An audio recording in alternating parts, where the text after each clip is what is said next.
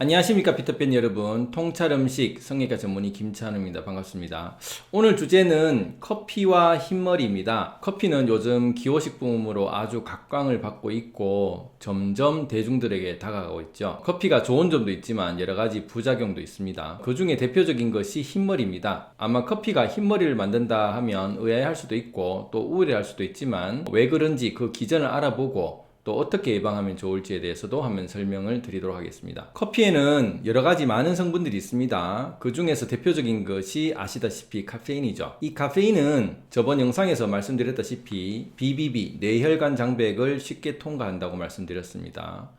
그래서 이 BBB를 통과해서 카페인이 중추신경인 뇌를 흥분하고 자극을 하게 되는 것이죠. 중추신경인 뇌를 흥분시키는 기전은 이렇습니다. 뇌에는 여러가지 신경 전달 물질이 있는데 그 중에 아데노신과 노르에피네프린이라는 신경 전달 물질이 있는데 서로 반대작용을 합니다. 우리 몸을 많이 써서 피곤하면 집중도를 떨어뜨려서 잠이 오도록 유도하는 신경전달 물질이 아데노신입니다. 반대로 우리 몸이 상쾌하면 집중도를 올려서 뇌로 피를 가게 하여서 각성을 하게 하는데 이런 신경전달 물질을 노르에피네프린이라고 합니다. 그런데 커피 안에 있는 카페인이 아데노신과 화학적으로 유사하여서 아데노신의 수용체에 붙을 수 있게 되기 때문에 아데노신의 작용을 차단을 하게 됩니다. 이 아데노신은 특정 시냅스 전에 수용기에 작용을 하여서 식욕을 증가시키는 글루타민산과 기분을 좋게 하는 도파민 등 여러 신경 전달 물질을 억제하는 역할을 합니다. 그래서 카페인이 아데노신의 수용체에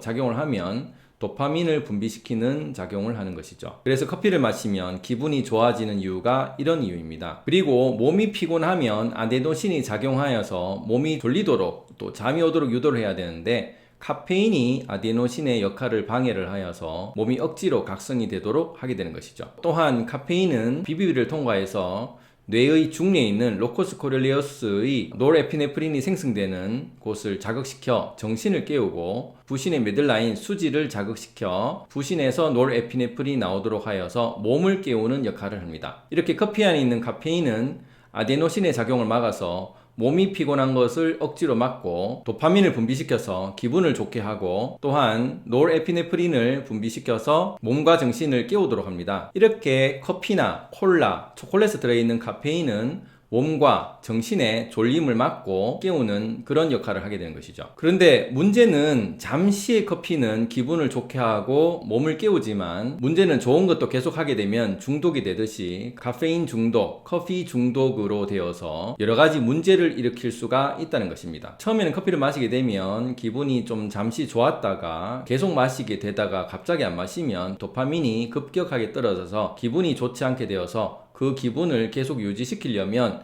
커피향을 증가시킬 수밖에 없게 됩니다. 또한 각성을 일으키는 노르에피네프린도 잠시의 커피로 올라갈 수 있겠지만 꾸준한 커피를 마시게 되다가 갑자기 마시지 않으면 노르에피네프린이 갑자기 떨어지면서 쉽게 졸음이 오게 되고 몸이 피곤하게 되어서 이런 각성과 몸의 피곤함을 깨우려고 계속 유지를 하게 되면 결국에는 커피향을 증가시킬 수밖에 없게 되는 것이죠. 이렇게 나중에는 커피향을 점점 증가시켜서 노르에피네프린 농도를 계속 유지를 하게 되던데 급기야 나중에는 아무리 커피를 마셔도 졸음이 오고 심지어 밤에 마셔도 잠과 영향이 없을 정도로 되는 것은 오히려 건강해진 것이 아니라 커피로 인해서 노르에피네프린에 자극이 될 수 없는 부신이 망가지고 있다는 신호일 수 있다는 것입니다. 문제는 여기서 그치지 않습니다. 우리 몸은 보호를 하기 위해서 교감신경이 작동을 하게 되는데 이 교감신경이 몸으로는 에피네프린을 보내서 팔, 다리를 움직이게 해서 싸우거나 도망가도록 하고 뇌로는 교감신경이 작용할 때 노르에피네프린이 작동을 해서 정신을 깨워서 주위를 살피도록 해서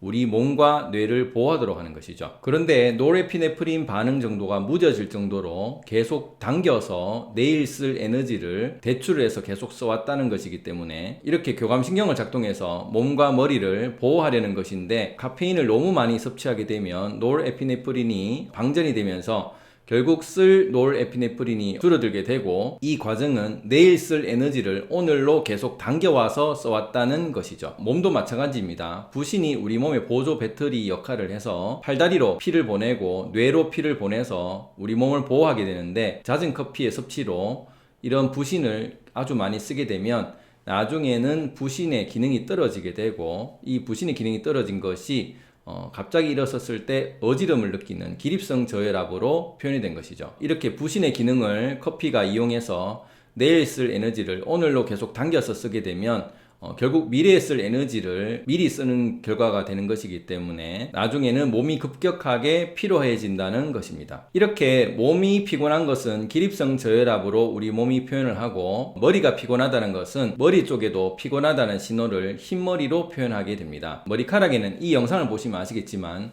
모낭이 있고 모낭에 여러 가지 세포가 있습니다. 이 모낭 세포에서 단백질인 필라멘트를 만들어서 머리카락으로 표현을 하게 되는 것이죠. 이렇게 머리카락에 만들어지는 모낭 세포에서 검은색을 만들기 위해서 멜라닌이 필요하게 됩니다. 그런데 이 멜라닌은 멜라노사이트에서 만들게 되고, 이 멜라노사이트는 멜라노사이트 스템셀에서 멜라노사이트를 만들게 되는 것이죠. 이 멜라노사이트 스템셀은 교감신경에 작용을 받게 되고, 이 교감신경의 전달 물질은 노르에피네프린이 되겠습니다.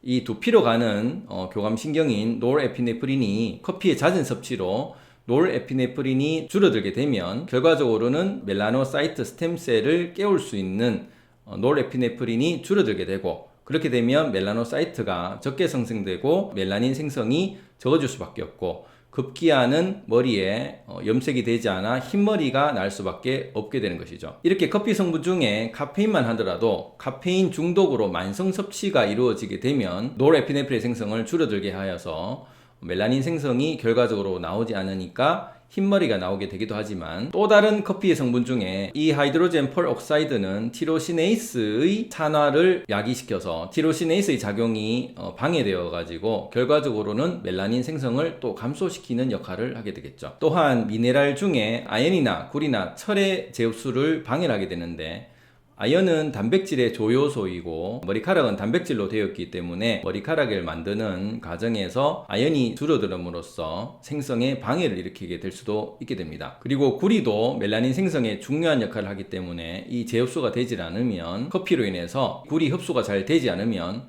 결과적으로는 멜라닌 생성에 방해를 일으키게 되는 것이죠. 또한 비타민 B 재흡수도 방해하게 되는데, 비타민 B 그룹 중에 B9인 엽산도 흡수를 방해를 하여서 흰머리 생성을 야기를 할 수 있고, 비타민 B12도 흰머리의 흔한 원인 중에 하나가 될 수가 있겠습니다. 또 비타민 D 그룹도 커피 중독이 되면 비타민 D 생성이 줄어들게 되고, 비타민 D 생성이 줄어들게 되면 멜라닌 생성도 같이 방해를 받게 되는 것이죠. 커피에는 좋은 성분도 있지만 머리카락을 흰머리로 만드는 쪽으로 성분을 많이 가지고 있습니다. 그래서 잠시는 기분이 좋지 몰라도 이런 장복을 하게 됐을 때는 머리카락의 건강에는 악영향을 미칠 수 있다는 사실을 아셔야 된다는 것입니다. 그리고 순수 커피가 아닌 우유를 넣은 라떼라든지 휘핑크림, 그리고 액상과자 등 각종 첨가제를 무수히 많이 넣게 되기 때문에, 이런 각종 첨가제가 커피와 함께 들어가게 되면 두피의 림프를 오염을 시킬 수가 있겠죠.